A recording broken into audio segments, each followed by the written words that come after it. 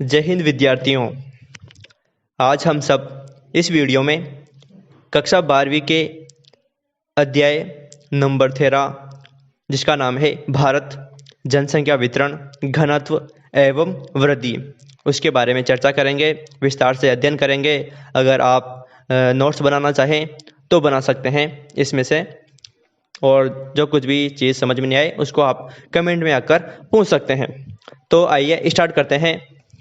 तो सर्वप्रथम मैं आपको कुछ कॉमन बातें बताना चाहूँगा, जैसे कि जो अपना भारत है वो विश्व का 7वां सबसे बड़ा देश है क्षेत्रफल के मामले में, और जनसंख्या के मामले में यह विश्व में दूसरे स्थान पर आता है। तो जो भारत का क्षेत्रफल है वो विश्व के कुल क्षेत्रफल का लगभग 2.4% है, लेकिन यहाँ पर विश्व की लगभग 17.5% जनसंख्या निवास करती है। अर्थात यह जो भारत है अपना, यह चीन के बाद दूसरा सबसे अधिक आबादी वाला देश है। तो लिख लीजिएगा आप कि जो चीन है वो विश्व का सबसे अधिक आबादी वाला देश है, और जो अपना भारत है वो दूसरा सबसे अधिक आबादी वाला देश है। आज के इस अध्याय में जो आपका पहला पॉइंट है, जो पहला टॉपिक है, वो है जनसंख्या वितरण। तो इस जनसंख्या वितरण शब्द से यह तात्पर्य है कि किसी भी प्रदेश की जो जनसंख्या है वो किस तरह से अलग अलग भागों में वितरित है। जैसा कि हम देखते हैं कि जो जनसंख्या होती है वो किसी भी क्षेत्र में समान रूप से वितरित नहीं होती। अर्थात किसी क्षेत्र में तो अधिक जनसंख्या निवास करती है, किसी क्षेत्र में मध्यम प्रकार से निवास करती है, और किसी क्षेत्र में तो बहुत ही कम जनसंख्या निवास करती है। तो इस प्रकार का वेरिएशन पाया जाता है, भिन्नता पाई जाती है जनसंख्या के वितरण में। तो इस टॉपिक में हम जनसंख्या जो है भारत की, अर्थात किस तरह से वितरण है उसका ये जानेंगे। तो जो भारत की जनसंख्या है उसकी सबसे प्रमुख विशेषता यही है कि इसका असमान वितरण है। जो देश के 5 प्रमुख राज्य हैं, जैसे कि उत्तर प्रदेश, महाराष्ट्र, बिहार, पश्चिम बंगाल तथा आंध्र प्रदेश, ये देश के ऐसे 5 राज्य हैं जहां देश का कुल 30% क्षेत्रफल पाया जाता है, जहां पर देश की कुल 50% जनसंख्या निवास करती है। वहीं दूसरी तरफ जो उत्तरी तथा उत्तरी पूर्वी 10 पर्वतीय राज्य हैं वो देश का 16% क्षेत्र कवर करते हैं, जहां पर देश की ओनली 4% से भी कम जनसंख्या निवास करती है। तो इन दोनों चीज़ों से हमें ये देखने को मिलता है कि जो जनसंख्या का वितरण है वो कितना असमान है। देखो, 30% पर 50% जनसंख्या निवास करती है, 30% क्षेत्रफल पर देश की 50% जनसंख्या निवास कर रही है। वहीं 16% क्षेत्रफल पर ओनली 4% से भी कम जनसंख्या निवास करती है। ये जो भिन्नता पाई जाती है ये यहाँ के भौगोलिक कारकों पर निर्भर करती है, क्योंकि वहाँ के जो भौगोलिक कारक हैं वो वहाँ पर जनसंख्या के वितरण को प्रभावित करते हैं। भौगोलिक कारकों का मतलब अपन आगे जानेंगे कि भौगोलिक कारक क्या होते हैं। तो आप इन चीज़ों को नोट डाउन कर लीजिए, लिख लीजिएगा। तो दूसरी तरफ अपन देखते हैं कि सन 2011 की जनगणना के अनुसार भारत के मध्यवर्ती मैदानी क्षेत्रों में जो उत्तर प्रदेश है, पंजाब है, बिहार है, बंगाल, पश्चिम बंगाल, हरियाणा, राजस्थान, इनमें जनसंख्या का जो वितरण है वो सर्वाधिक है।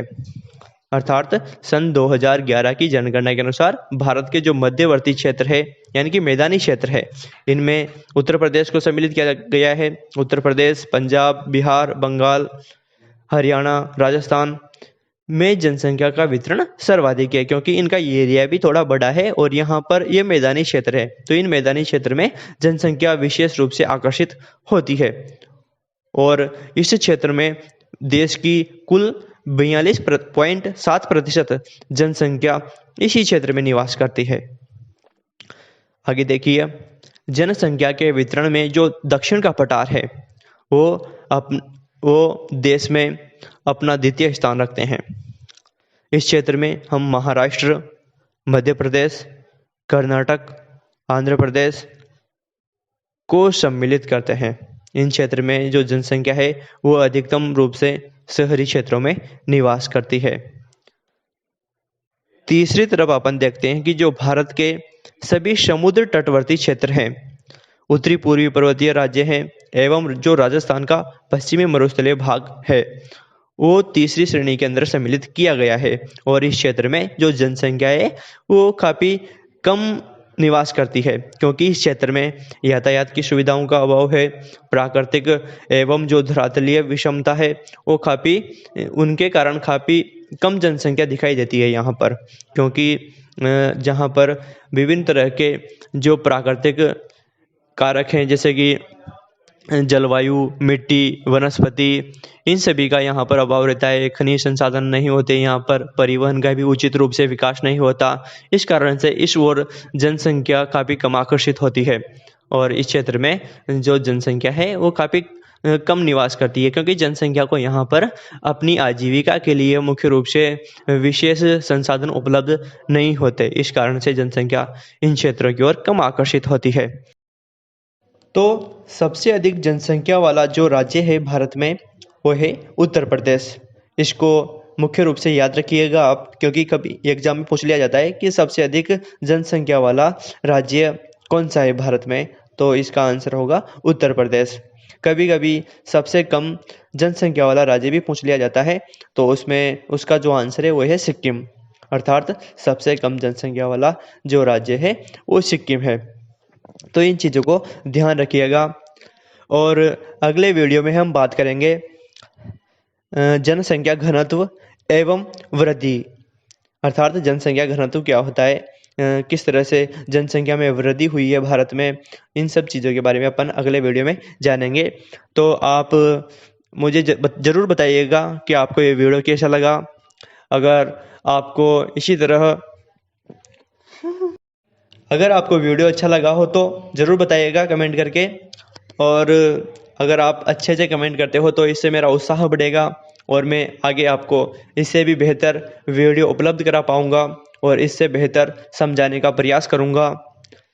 तो जाते जाते मैं आपका मूड फ्रेश करने के लिए कुछ 4 लाइनें अर्ज करना चाहूँगा, जो आपको कहीं ना कहीं मोटिवेट ज़रूर करेगी।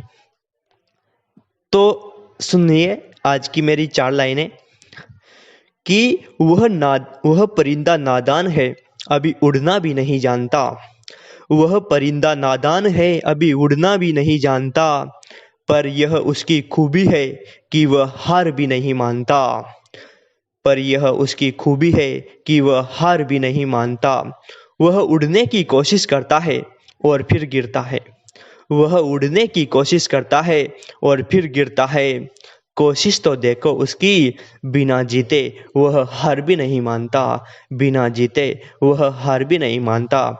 तो इसी तरह आप लोगों को भी जीवन में आगे बढ़ते रहना है, कभी भी हौसला नहीं हारना, हमेशा अपने हौसले को बुलंद रखना है। जय हिंद, जय भारत, वंदे मातरम।